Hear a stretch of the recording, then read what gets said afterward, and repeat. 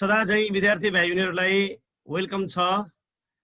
आज म तपाईहरुलाई प्रिन्सिपल्स अफ एकाउन्टिङ क्लास 12 को च्याप्टर फर्स्ट मा अर्थात एकाउन्टिङ फर कम्पनीज भित्र कम्पनी को भनेको के हो, यसको स्थापना कसरी गरिन्छ, यसका प्रकारहरू के हुन्, कम्पनी स्थापना गर्नको लागि के डकुमेन्टहरुको आवश्यक पर्छ भन्ने बारेमा आज हाम्रो पहिलो च्याप्टर छ भाइ बहिनीहरु।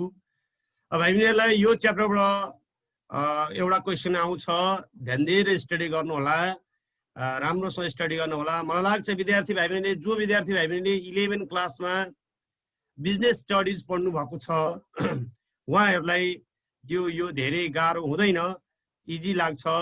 तर बिजनेस स्टडी नपढ्नेहरुलाई नयाँ हुन सक्ला, त्यसकारण गर्दा राम्रोसँग ध्यान दिनु होला। भेरी इजी छ। हामीले यो कम्पनी भनेको के हो, किनभने हामीले यसको बारेमा बुझ्नु जरुरी नै छ, किनभने हामी पढ्दै गएपछि हामी अब कम्पनीको एकाउन्टेन्ट कसरी बन्ने भन्नेतिर जानुपर्ने भएको भएर यसको बारेमा बुझ्नु जरुरी छ। आज च्याप्टरको नाम company and it's formation, types and document. यो च्याप्टर पढिसकेपछि भाइ बहिनीले दुई तीनटा कुराहरू नलेज दिनु हुनेछ। यो सिलेबस अन्तर्गत जाने हो भनेदेखि कम्पनी भनेको के हो, यसको अर्थ, क्यारेक्टरिस्टिक को बारेमा बुझ्नु हुनेछ। अनि लर्निङ अब्जेक्टिभतिर जाँदैछु। पहिला फर्स्टमा यो च्याप्टर पढिसकेपछि हामीले के कुरा सिक्नुपर्छ, किन हामी यो पढ्नुपर्छ भन्ने बारेमा अगाडि बढ्दैछु। पहिला the students should be able to understand the meaning, concept and characteristics of company। अनि यसको टाइप्स को बारेमा, कम्पनी का विभिन्न प्रकारहरू हुन्छ, कम्पनी का प्रकारहरूको बारेमा वर्णन गर्न जान्ने छन्। अनि कम्पनी को स्थापना गर्नको लागि आवश्यक पर्ने कम्पनी का डकुमेन्टहरू के छन्, जसलाई कागजात भन्छौं, प्रलेख भन्छौं, र त्यसका कानुनी प्रावधानहरू के छन्, यी कुराहरू विद्यार्थी भाइ बहिनीले यो च्याप्टर पढिसकेपछि नलेज लिनु हुनेछ भन्ने अब्जेक्टिभ छ है। त कम्पनीको अर्थ तथा अवधारणा के हो त कम्पनी भनेको? मलाई लाग्छ केही विद्यार्थीहरूले यसको आन्सर भन्न सक्नुहुन्छ। नेपाली मिडियम अर्थात जसले बिजनेस स्टडी, लक्ष्मण भन्नुस्, लक्ष्मण भाइ भन्नुस् त कम्पनी भनेको के जस्तो लाग्छ तपाईहरुलाई? लक्ष्मण भाइ, मैले लक्ष्मण भाइलाई हजुर क्वेशन रेज गर्न। Sir yes what is the meaning of company? Company भनेको अब साझा निजी कम्पनी पनि हुन्छ, सरकारी कम्पनी पनि हुन्छ। लगानी गरेर त्यसमा सेवा दिने र फाइदा पनि प्राप्त गर्ने एउटा प्रक्रियालाई कम्पनी भनिन्छ। भने प्रयास त गर्नुभयो तर प्रक्रिया होइन भाइ है, प्रक्रिया होइन। हामीले यता हेर्नुस्, यहाँ कम्पनी भनेको के हो भन्ने बारेमा हामी यहाँ थोरै चर्चा गर्दैछौँ। धेरै लामो तपाईँ लेखिरहनु पर्दैन एकाउन्टमा। यो बिजनेस स्टडीको जस्तो धेरै ब्रिफिङ गरिरहनु पर्दैन, जरुरी हुँदैन। विद्यार्थी भाइ बहिनीहरु ध्यान दिनु होला। हामीले के भनिरहेको छौँ यहाँ? Company is an artificial person created by law to carry on a business for the profit with distinct legal existence. हेर्नुहोस् है, वास्तवमा भने कम्पनी भनेको एक किसिमको कानुनद्वारा सिर्जना गरेको आर्टिफिसियल पर्सन हो है। नाफा कमाउने उद्देश्यले शैक्षिक रूपमा कानुनद्वारा सिर्जना गरेको, स्थापना गरेको एउटा कृत्रिम व्यक्तिलाई नै के भन्नुपर्छ? कम्पनी भनेर भन्नुपर्छ। यो वास्तवमा भने यो is the artificial person created by ल। यो तपाईले बुझ्नुपर्ने कुरा है, एकदमै ध्यान दिनुपर्ने कुरा। It is an artificial person. एउटा नेचुरल पर्सन हुन्छ, एउटा आर्टिफिसियल पर्सन हुन्छ। हो भनेपछि व्यक्ति रहेछ। कम्पनी भनेको पनि एक किसिमको के छ? व्यक्ति रहेछ नि त। तर के कसरी, कस्तो किसिमको व्यक्ति रहेछ भन्दाखेरि कानुनद्वारा सिर्जना गरिएको हैन। विभिन्न किसिमका डकुमेन्टहरू सो गरेर एउटा निश्चित राष्ट्रको निश्चित कम्पनी ऐन अन्तर्गत स्थापना गरेको कृत्रिम व्यक्तिलाई के भन्नु पर्दछ त? कम्पनी भन्नु छ। नाफा कमाउने उद्देश्यले कानुनद्वारा सिर्जना गरिएको कृत्रिम व्यक्ति नै के हो? कम्पनी हो भनेर विद्यार्थीहरूले बुझ्नुपर्छ। हेर्नुहोस् त, the company has transferable share, limited liabilities, perpetual succession and a common seal। हेर्नुहोस् त, कम्पनीसँग चाहिँ एउटा के हुन्छ, हस्तान्तरणीय सेयर हुन्छ हैन, यसको सीमित दायित्व हुन्छ हैन, पर्पेचुअल सक्सेसन, निरन्तर यो अनगोइङ प्रोसेस हो र यसको एउटा साझा छाप हुन्छ नि हैन। त्यसकारण यो के हो, एउटा स्वैच्छिक व्यक्ति हो। यो कम्पनीसँग एउटा कम्पनीलाई हामी के भन्छ, स्वैच्छिक व्यक्तिहरूको समूह पनि भनेर भन्न सक्छौँ, जहाँ विभिन्न व्यावसायिक क्रियाकलाप सञ्चालन गर्न आवश्यक पर्ने पुँजी सङ्कलन गर्ने व्यक्तिहरूलाई सेयर होल्डर भनिन्छ। कम्पनीमा के हुन्छ भन्दाखेरि सेयर होल्डरहरू हुन्छन्। पुँजी सङ्कलन गर्न कोबाट पुँजी सङ्कलन गरेको, सुरुमा त पुँजी चाहियो नि त, संस्था हो कम्पनी भनेको एक किसिमको हैन, त्यो संस्था हो। त्यो संस्थाभित्र विभिन्न किसिमका व्यक्तिहरू हुन्छन्, त्यो व्यक्तिहरू सेयर होल्डर हुन सक्छन्। त्यो सेयर होल्डरबाट पुँजी सङ्कलन गरिन्छ। ती सेयर होल्डरलाई के भनिन्छ त, एउटा ओनर भनिन्छ, मालिक भनिन्छ। जसको हातमा कम्पनीको सेयर छ ती कम्पनीका के हुन्, मालिक हुन्छन्। त्यही भएर हामीले छौँ the company is manage by the representative of share holder called board of director हो। त्यो सेयर होल्डरको एउटा रिप्रेजेन्टेटिभ गर्नलाई चाहिँ के हुन्छ, एउटा बोर्ड अफ डाइरेक्टर हुन्छ, सञ्चालक समिति हुन्छ। सञ्चालक समितिले चाहिँ यस्तो कम्पनीको के गर्छ, म्यानेज गर्छ। हामीले के भन्छौँ, in other words company is a voluntary association of individual for profit having capital divided into transferable share. The ownership is the condition of membership भन्छौँ। यो वास्तविक किसिमको स्वैच्छिक व्यक्तिहरूको के रहेछ, समूह रहेछ, जहाँ हस्तान्तरणीय सेयरहरू हैन, मेम्बरसिपमा जसले लिएको छ त्यो मेम्बरसिप लिने व्यक्तिहरूले हस्तान्तरणीय सेयर लिएको हुन्छ र उनीहरूले छुट्टै इन्डिभिजुअल रूपमा प्रॉफिट अर्न गर्न सक्छ पुँजी लगानी गरेको बदलामा। कुनै सेयर होल्डर टाट पल्टेमा चाहिँ वास्तवमा त्यो कम्पनी कहिले पनि मर्दैन। हेर्नुस्, कम्पनी भनेको अनगोइङ हो, यो निरन्तर कन्टिन्युअस प्रोसेस हुन्छ कम्पनीमा। यो कम्पनीको अनन्त कालसम्म जीवित रहने अस्तित्व बोकेको हुन्छ। कुनै एक सेयर होल्डर टाट पल्टेमा वा उसको मृत्यु भएमा पनि कम्पनी भने जीवित रहिरहन्छ। कम्पनीमा विभिन्न किसिमका सेयर होल्डर व्यक्तिहरू हुन्छन्, व्यक्तिहरूको समूह हो भन्यौँ हामीले हैन। कम्पनीको व्यक्तिहरूको एउटा निश्चित पर्सन टाट पल्टेमा, घाटा लागेमा, त्यो अथवा मृत्यु भयो भन्दैमा कम्पनी बन्द गरिँदैन, कम्पनी चाहिँ चलिरहन्छ हैन। एकजना गए अर्को आउँछ तर कम्पनी चाहिँ जीवित रहिरहन्छ भनेको है। नाफा नोक्सान बाँडफाँड गर्ने मनसायले व्यावसायिक क्रियाकलाप सञ्चालन गर्न आवश्यक पर्ने ठुलो मात्रामा पुँजी प्रदान गर्ने कानुनी मान्यता प्रदान गरेको ऐच्छिक संस्था नै के हो, कम्पनी हो। कम्पनीको स्वामित्व हस्तान्तरणयोग्य सेयरमा विभाजन गरिएको हुन्छ भनेपछि यसरी हामीले कम्पनीको बारेमा व्याख्या गर्नुपर्ने हुन्छ। लाइब्रेरीले यसरी यति मात्रै लेख्नु भयो भने पनि इनफ हुन्छ। तपाईलाई 2 नम्बर 3 नम्बरमा क्वेशन आउँछ, धेरै लामो व्याख्या गरिनु पर्दैन।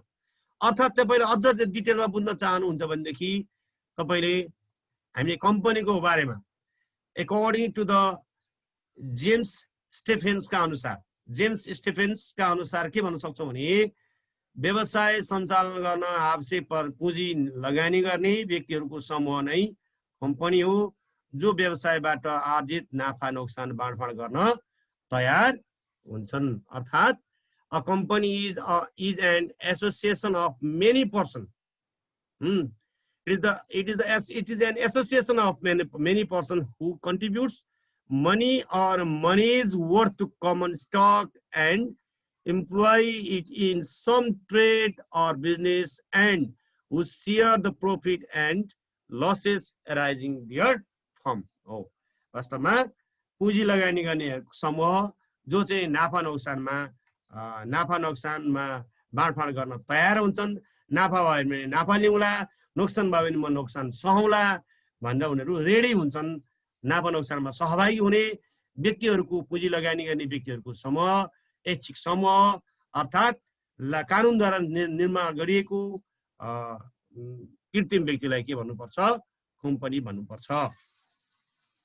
अर्को शब्दमा प्रोफेसर हेनीका अनुसार कम्पनी कानुनद्वारा सिर्जना गरिएको कृत्रिम व्यक्ति वा छुट्टै अस्तित्व बोकेको साझा छाप भएको र अनन्त कालसम्म चलिरहने व्यावसायिक संस्था हो। हेर्नुस् त कस्तो सटीक आन्सर छ। हेर्नुस् त अकर्डिङ टु द प्रोफेसर हेनी company is an artificial person created by law. Yes, यो कानुनद्वारा निर्माण गरिएको एक किसिमको आर्टिफिशियल पर्सन कृत्रिम व्यक्ति हो having separate entity, छुट्टै अस्तित्व बोकेको, with a perpetual succession and common seal, छुट्टै अस्तित्व बोकेको, साझा छाप भएको, अनन्तकालसम्म चलिरहने व्यावसायिक संस्था नै के हो त? कम्पनी हो भनेर विद्यार्थी भाइहरूले बुझ्नुपर्छ। यो राइटरको भनाइ दिए होइन, आफ्नो भनाइ, त्यसपछि राइटरको भनाइ, कम्तीमा एउटा राइटरको भनाइ दिनुभयो राम्रो हुन्छ, 3 नम्बरसम्ममा आयो भने होइन। त्यसपछि हेर्नुहोस् त, अनि अब तपाईँले यसलाई निष्कर्षतिर पनि जान सक्नुहुन्छ। हामी यसलाई निष्कर्षमा के भन्न सक्छौँ त भन्दाखेरि, तपाईँले अर्को कम्पनी ऐन 2063, नेपालमा कम्पनी ऐन 2063 अन्तर्गत कम्पनी दर्ता हुन्छ है भाइ बहिनीहरू, ख्याल गर्नु होला। कम्पनी ऐन, हामी कुनै पनि कम्पनी स्थापना गर्नु पर्यो भनेदेखि 2063 कम्पनी कानुन छ, कम्पनी ऐन अन्तर्गत स्थापना हुन्छ। त्यसले गर्दा 2063 अनुसार, कम्पनी ऐन 2063 अनुसार सिर्जना र दर्ता भएको कम्पनी भन्ने बुझ्नुपर्छ। कम्पनी भन्ने बित्तिकै हो एक हामी भन्यौँ कानुनद्वारा निर्मित एउटा कृत्रिम व्यक्ति वा अदृश्य व्यक्ति, अदृश्य व्यक्ति रहेछ। अब यो पनि बुझ्नुपर्छ तपाईँले, कानुनद्वारा। सरिता बलले अनुनेट गरिनु भएको छ। निष्कर्षमा कम्पनी कानुनद्वारा निर्मित, तपाईँ त्यो पढ्दाखेरि यताउता कहीँ एकदमै है ह्यान्ड्स फोल्ड गरेर बस्नु है, मैले भनिदिएको छ। निष्कर्षमा कम्पनी कानुनद्वारा निर्मित एउटा कृत्रिम तथा अदृश्य व्यक्ति हो जुन नाफा कमाउने उद्देश्यले स्थापना गरिएको हुन्छ। यो कुनै खास नाम तथा साझा छाप सहित कृत्रिम व्यक्तिहरूको रूपमा अस्तित्वमा रहेको हुन्छ। कम्पनीलाई सेयरहोल्डरहरू भनिने व्यक्तिहरूबाट बनेको एउटा संगठनको रूपमा पनि व्याख्या गर्न सकिन्छ। ल यस्तो हामीले भन्यौँ नि, यो कम्पनी भनेको एउटा voluntary association of group of people willing to carry out a business for which the major part of the capital is collected by selling the share or debenture to the general public। हेर्नुहोस् त कति राम्रो सटिक answer छ। तपाईँ यति पनि लेख्न सक्नुहुन्छ। हेर्नुहोस् है, कम्पनी भनेको it is the voluntary association of a group of people होइन। यो चाहिँ व्यक्तिहरूको समूह हो, स्वैच्छिक रूपमा स्थापना भएको व्यक्तिहरूको समूह, जसले चाहिँ बिजनेसमा पुँजी लगानी गरेर नाफा नोक्सानमा म सहाय गर्छु, बिजनेसको सेयरमा लगानी गर्छु, डिबेन्चरमा लगानी गर्छु, साधारण जनतालाई जनताबाट पैसा सङ्कलन गर्छु र त्यो पुँजी प्रयोग गरेर बिजनेस रन गर्छु। त्यसबाट नाफा भयो भने नाफाको केही भाग सेयर होल्डरहरूलाई दिन्छु भन्ने एउटा ग्रुपहरूको समूह हुन्छ। त्यो समूहद्वारा स्थापना गरिएको अदृश्य व्यक्ति अर्थात् कृत्रिम संस्था नै के रहेछ? कम्पनी रहेछ भनेर भन्नुपर्छ। It is an artificial person which is created by the specific law with a perpetual succession. अहिले माथि भनिसक्यौँ, सम्बन्धित कानुनको सम्बन्धित ऐन अन्तर्गत स्थापना गरेको पर्पेचुअल निरन्तर रूपमा चलिरहने एक किसिमको संस्था हो। यो प्रक्रिया हो भन्नुभएको थियो है, अनि तपाईँले प्रक्रिया चाहिँ होइन, यो प्रक्रिया होइन है, यो व्यक्ति हो भन्ने बुझ्नु पर्यो, कृत्रिम व्यक्ति। तर there come a existence of a company to overcome the limitation of the sole proprietorship and partnership and to facilitate large scale of production. हेर्नुहोस् त, यो वास्तवमा यो कम्पनीहरूमा चाहिँ विभिन्न किसिमका एकलौटी व्यवसायमा, पार्टनरसिपमा होइन विभिन्न किसिमको फेसिलिटीहरू हुनसक्छ। त्यो फेसिलिटीहरूको विभिन्न किसिमका सीमाहरू हुनसक्छ। जे भए पनि हामी के बुझ्नु पर्यो कि त्यो व्यक्तिहरूको समूह भन्ने बुझ्नु पर्यो, कृत्रिम व्यक्ति भन्ने बुझ्नु पर्यो। कानुनद्वारा निर्माण गरेको कृत्रिम व्यक्ति जुन चाहिँ नेपालको सन्दर्भमा भन्यो भने 2063 अनुसार स्थापना गरेको दर्ता गरेको संस्था भन्ने बुझ्नु पर्यो। यति तपाईँले कम्पनीको बारेमा व्याख्या गर्न सक्नुपर्ने हुन्छ। यो कम्पनीको बारेमा बुझ्नुभयो होला भन्ने मैले अनुमान गरेको छु। अब हामी जान्छौँ यसको विशेषता।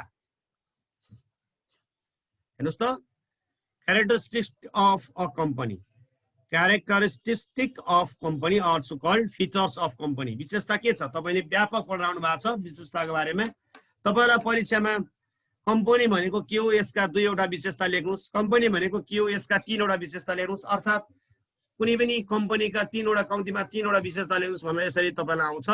विस्तारको बारेमा 1-2 लाइन तपाईँले व्याख्या गर्नु, धेरै लामो व्याख्या गरिनु पर्ने एकाउन्टमा। के रहेछ? पहिलो हेर्नुहोस् त विशेषता, it is an artificial person. यो कानुन वा कृत्रिम व्यक्ति हो है। कम्पनी भनेको एउटा निश्चित कानुनद्वारा स्थापना भएको कृत्रिम व्यक्तिलाई हामी के भन्छौँ? कम्पनी भनेर भन्छौँ। हामीले भन्न सक्छौँ a company is an artificial person which is created by law. कति राम्रो छ दोस्तो. A company is an artificial person which is created by law. It exists in contemplation of law and therefore has no physical shape or form. यो केसको कुनै पनि physical shape हुँदैन. हामी अदृश्य भनेर हुन्छ व्यक्ति हो भनेको छौँ नि, यसको कुनै फिजिकल शेप हुँदैन हैन, भौतिक फर्म हुँदैन यसको. Although invisible and intangible, यो अदृश्य हुन्छ भन्ने बुझ्नु पर्यो, intangible हुन्छ as a legal person, यो कानुनी व्यक्ति हो. It enjoy almost all the rights of natural person, हैन. जस्तै नेचुरल पर्सनको जस्तो अधिकार हुन्छ यो कृत्रिम व्यक्तिको पनि त्यस्तै अधिकार हुन्छ. हेर्नुस् है, जसरी एउटा व्यक्ति, हामी एउटा मानिस लिभिङ थिङ भन्छौँ, हामी मानिस भित्र मानवीय ह्युमन बिइङ छौँ नि, हाम्रो ह्युमन बिइङको जति अधिकार हुन्छ राज्यसँग सम्बन्धित त्यति नै अधिकार यो कृत्रिम व्यक्तिको पनि हुन्छ है. It has the right to enter into contract, सम्झौता गर्ने अधिकार हुन्छ एक आपसमा लेनदेनको बिचमा. And it can buy and sell the properties in its own name, आफ्नै नाममा उसले सम्पत्ति किनबेच गर्ने उसको अधिकार हुन्छ भनेर भन्नु पर्यो है. हेर्नुहोस् त, कम्पनी एउटा कृत्रिम व्यक्ति हो जो कानुनद्वारा बनाएको हुन्छ. यो केवल कानुनको धारणामा अवस्थित हुन्छ, यसैको कुनै भौतिक आकार हुँदैन. यो अदृश्य र अमूर्त हुन्छ. कानुनी व्यक्तिको रूपमा यसले एक प्राकृतिक व्यक्तिको सबै अधिकार प्राप्त गर्दछ. यसलाई करारमा प्रवेश गर्ने अधिकार हुन्छ र यसले सम्पत्तिहरू आफ्नै नाममा किन्न र बेच्न पनि सक्छ. हामीले पहिलो क्यारेक्टरिस्टिक अर्थात् विशेषतालाई यसरी व्याख्या गर्नु होला. दोस्रो हेर्नुहोस् है, दोस्रो छ निरन्तर र स्थायित्व. यो अनगोइङ भनेको छ हामीले हैन, यो पर्मानेन्ट, एक्जिस्टेन्ट अर पर्पेचुअल, फरएभर, यो सधैँभरि चलिरहन्छ. यो नेभर इन्ड्स, यो बन्द हुँदैन. हो, बन्द कुन बेला हुन्छ? बन्द गर्ने तपाईँको विघटनको कुरा तपाईँले पढ्नु भएको छ नि, टाट पल्टिहाल्यो हैन, कम्पनीले टाट पल्ट्यो, अब चलाउन नसक्ने अवस्था आयो, सम्पत्ति भन्दा दायित्व धेरै भयो, आम्दानी भन्दा खर्च धेरै भयो हैन, अथवा विभिन्न सरकारको कारणले गर्दा विभिन्न कारणले गर्दा टाट विघटन अवस्था गर्नुपर्ने अवस्था हुन्छ. जसरी दर्ता गरेको थियो विघटन गर्दा पनि एउटा प्रोसेस अन्तर्गत विघटन गर्नुपर्छ. अब कम्पनी बन्द गर्ने भनेर तपाईँ ताला लाएर हिँड्न पाइँदैन, एउटा निश्चित नियम कानुनमा बाँधिएर कानुन अन्तर्गत विघटन गर्नुपर्ने हुन्छ. तर त्योभन्दा अगाडि चाहिँ perpetual or permanent existence is the next feature of this company. यसमा हामीले हेर्नुहोस् त, संयुक्त पुँजी कम्पनीहरूको अस्तित्व स्थायी प्रकृतिको हुन्छ हैन, एकदम इन्डिपेन्डेन्ट बडी भनेको छौँ हामीले. यो पर्मानेन्ट एक्जिस्टेन्ट भनेको छौँ. एकलौटी र साझेदारी जस्तो संयुक्त पुँजी कम्पनीको अस्थायी अस्तित्व व्यवसायको मालिकसँग गाँसेको हुँदैन. हो भाइहरू, जसरी एकलौटी व्यवसाय एउटा मालिकसँग हुन्छ हैन, मालिकको एकलौटी व्यवसायको अस्तित्व मालिकको अस्तित्वसँग गाँसेको हुन्छ, जोडिएको हुन्छ. तर संयुक्त पुँजी कम्पनीको अस्तित्व छुट्टै हुन्छ. मालिक छुट्टै हो, कम्पनी छुट्टै हो हैन. यसको छुट्टै कानुनी अस्तित्व हुन्छ. सेयर होल्डरहरूको मृत्यु हुनु, टाट पल्टिनु, व्यवसाय परित्याग गर्नु आदि जस्ता कार्यहरूबाट व्यवसायको अस्तित्वमा कुनै प्रभाव पर्दैन. यो निरन्तर चलिरहन्छ भनेर हामी बुझ्नु पर्यो है. Being an independent body, the life of the company is not connected with the life of the share holder. हेर्नुहोस् है, सेयर होल्डरको लाइफसँग यो कनेक्टेड हुँदैन. यो कम्पनीको लाइफ चाहिँ, कम्पनीको जीवन कुनै एउटा व्यक्तिको जीवनसँग जोडिएको हुँदैन. व्यक्तिको टाट पल्टेमा, व्यक्ति मृत्यु भएमा कम्पनी मृत्यु हुँदैन भन्न खोजेको है. कम्पनी एउटा निरन्तर चलिरहने किसिमको के हो, permanent existence. The law creates the company and the law brings it to an end भन्छ. हेर्नुहोस् है भाइहरू, तपाईँ के क्लियर हुनु पर्यो यसबाट भने, कानुनद्वारा जसरी स्थापना हुन्छ इन्ड गरे पनि कानुनै चाहिन्छ. जसरी it is created by law and it is indeed by ल. इफ एनी है छ भने तपाईँले के भन्नु पर्यो भने, यदि कम्पनी टाट पल्ट्यो, कम्पनी अब कोल्याप्स गर्नुपर्ने अवस्था पनि कानुनै चाहिन्छ भन्नु खोजेको. It is a corporate body, यो एउटा संस्थागत बडी हो. Its share holder may transfer their share and new person may come in their place, but the existence of the company is not affected हो। सेयरहोल्डरहरूले एकअर्कामा राम श्याम हरिकिता एकअर्कामा सेयरहरू सेकेन्डरी मार्केटमा गएर किनबेच भइरहेको हुन्छ, त्यसले कम्पनीमा कुनै पनि असर पर्दैन। आज राम आउँछ भोलि श्याम आउँछ, सेयरहोल्डर परिवर्तन हुन सक्ला तर कम्पनी चलिरहन्छ भन्नु खोजेको। अर्को छ इट हेज लिमिटेड लायबिलिटी, सीमित दायित्व। कम्पनीको दायित्व के हुन्छ? सीमित हुन्छ। कम्पनीले चाहिँ घरबारी बेच्नु पर्दैन। कम्पनी जस्तै एउटा मैले भन्न खोजेको कुरा के हो भन्दाखेरि भोलि कम्पनीमा संलग्न भएका व्यक्तिहरूको दायित्व चाहिँ सीमित हुन्छ भन्न खोजेको। कम्पनीको दायित्व सीमित भनेको कम्पनीमा संलग्न हुने सेयरहोल्डरको दायित्व सीमित हुन्छ। कम्पनी टाट पल्ट्यो होइन, कम्पनी विघटन गर्नुपर्ने आयो, कम्पनीले अन्त तिर्नुपर्ने अवस्थामा तिर्न सकेन भनेदेखि कम्पनीका सेयरहोल्डरको घरबारी बेचेर ल्याएर तिर्नु पर्दैन भन्न खोजेको। कम्पनीको छुट्टै आफ्नो प्रोपर्टी हुन्छ, कम्पनीको छुट्टै आफ्नो जायज सम्पत्ति हुन्छ। त्यो सम्पत्ति बिक्री गरेर कम्पनीले आफ्नो दायित्वहरू पेमेन्ट गर्न सक्छ। तर कम्पनीमा इन्भल्भ हुने सेयरहोल्डरको दायित्व चाहिँ के हुन्छ? सीमित हुन्छ, असीमित हुँदैन। प्राइभेट लिमिटेड कम्पनीमा चाहिँ असीमित हुन्छ। हामी कम्पनी भने बित्तिकै लिमिटेड कम्पनी बुझ्नुपर्छ है हामीहरू। जस्तै एलटिडी लेखेको, the limited liability is another important feature of a company. If anything goes wrong with the company, the shareholder's liability is limited by the amount of the shares held by him. हेर्नुस्, एउटा share किन्दाखेरि जति छ नि, एउटा share किन्दाखेरि जति रुपैयाँ तिर्न कबुल गरेको छ सेयरहोल्डरले त्यति मात्रै तिर्ने हो। एउटा शेयरको मूल्य 100 रुपैयाँ हो भने 100 रुपैयाँ तिर्छ, कम्पनीको दायित्व चाहिँ 100 रुपैयाँ तिर्नेसँग सम्बन्धित हुन्छ। तर कम्पनी टाट पल्ट्यो, कम्पनी कोल्याप्स भयो, कम्पनी विघटनमा आयो, लिक्विडेसनमा जानुपर्ने अवस्था आयो भनेदेखि कम्पनीको पकेट, कम्पनीका सेयरहोल्डरको पकेट मनीबाट दिनुपर्ने अवस्था हुँदैन। In other words, other than the money one has invested, one cannot be called upon to pay even a single paisa more out of one's pocket in order to meet the company's obligation. अहिले मैले भनेको कुरा यही हो।